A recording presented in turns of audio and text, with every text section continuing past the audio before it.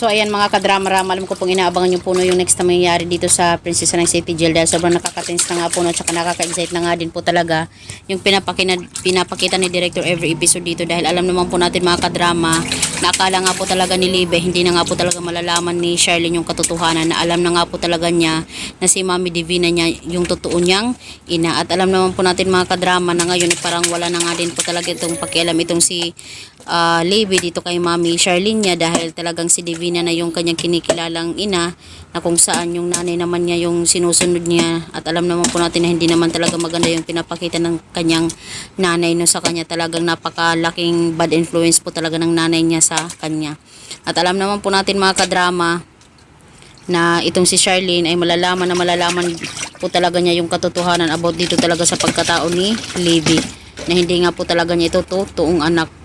At alam naman po natin mga kadrama na sa pagsasabi nga po talaga ni Charlene ay pwedeng sabihin na din talaga ni Libby na matagal ko nang alam na hindi ko yung tunay kong nanay, ganito ganyan, na si Mami di yung totoo kong nanay.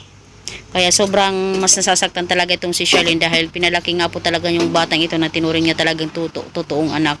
Pero talagang nagpapakita sa kanya na parang walang kwenta, walang utang na loob, ganito ganyan ba. Sobrang napakasakit po talaga ito mga kadrama para kay Charlene na yung batang itinuring mong totoong anak ay talagang tatalikuran ka at babaliwalain ka na lang bandang huli. Diba? Pati din yung asawa mo. Sobrang napakasakit po talaga yan mga kadrama. Kaya mga kadrama, abangan na lang po natin yung next na mangyayari dito sa Prinsesa ng City Jail dahil sa bandang huli talaga ay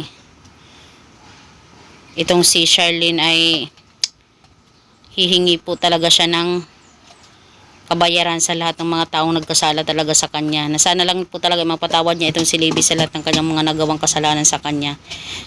Maganda nga silang dalawa na lang ni Mami din yung nandoon sa kulungan dahil deserve naman talaga nila. So yun lang po mga kadrama, maraming salamat again. Abangan na lang po natin yung senaryo na mangyayari dito. Thank you so much for watching. Bye. Abangan na lang po natin. Maraming salamat sa iyong support. Thank you so much for watching. Bye.